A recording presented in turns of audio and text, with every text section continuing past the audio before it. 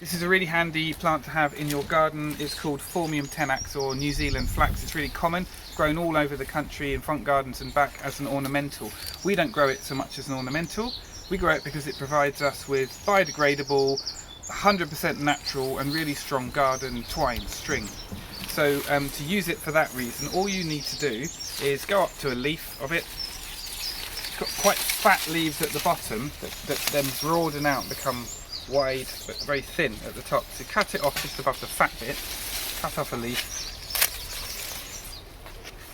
It's got these really long strands all the way down the leaf.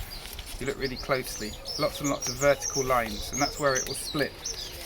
All you need to do, turn it into string to use in the garden for tying up your beans or whatever.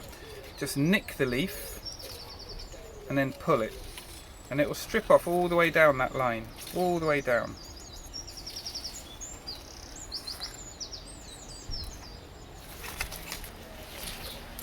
It's very strong, pulled in that direction, even though it splits very easily when pulled down. So all you need to do to use it as a string,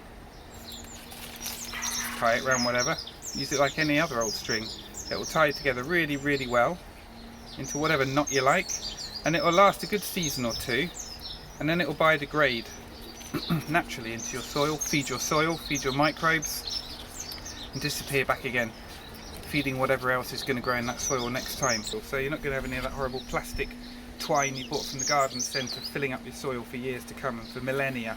Instead it's going to naturally disappear after a while once its job is done. It's fantastic. They do though grow and grow and grow, so they get bigger and bigger and bigger. That's not a problem because you can split them really easily. Now the best time to do that is spring, which it is now. So you can just dig it up and split it in half, and I'll show you how to do that in a second.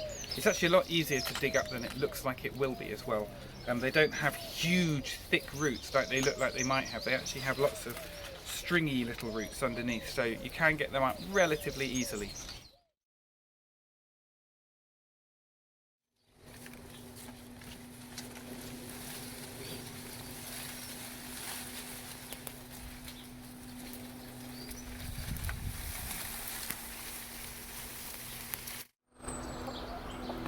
Okay, here it is. It's up now, and I'll just show you the root system.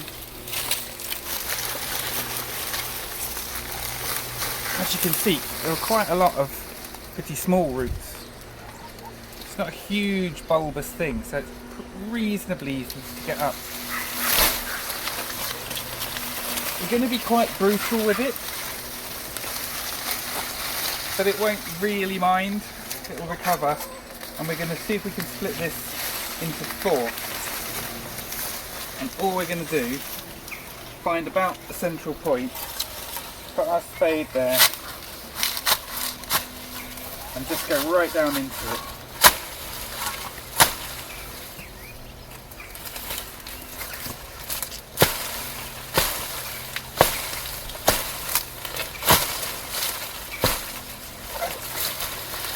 What you can do, you're really struggling to get it apart with a spade, with anything a bit like this, with these thick roots that you're just trying to split through, is you can use a saw and cut through it. I'll just keep going at it like this for a while though, see how I get on.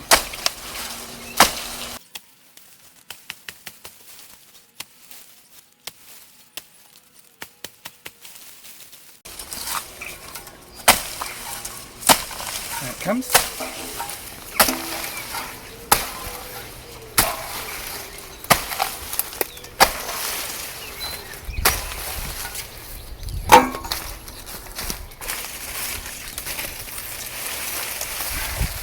Okay, there's one. Plenty of roots still on there. Still good and tough. And that's the whole plant. You can put that somewhere else if you've got a big enough garden.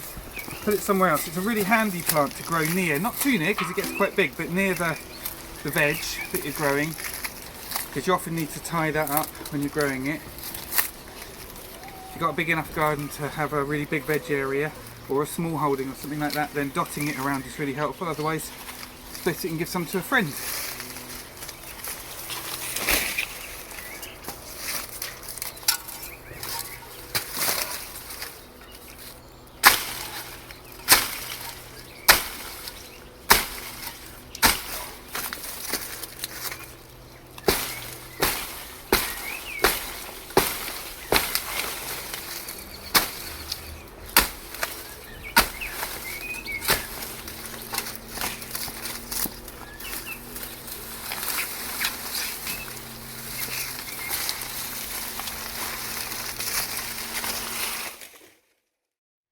So we only wanted about 4 Phormium plants out of that big one that we were splitting, but it does split really well, so we've ended up with loads more than that. As you can see, we've got some nice big ones that have come out like this, covered in roots. But often you get smaller bits that come off as a result, just that little slither there. Plenty of good roots on there though, so we'll keep trying to grow that one. That's another one. 2, 3. Another little one. 4. Another little one. 5. 6. 7. 8. Even these little ones here, they've got good roots on them, so it's definitely worth trying to grow them. 9, 10, another one in there, 11, 12, 13, 14, 15, 16, 17, 18, 19, 20. 20 Phormium plants. There's no way we need 20 Phormium plants. But what we will do is grow them. We'll talk to people we know who've got a bit of space. So many people now want to be plastic free. We'll give them a chance to grow their own string in their own garden, and then when their plant gets too big, they can split it and share the love.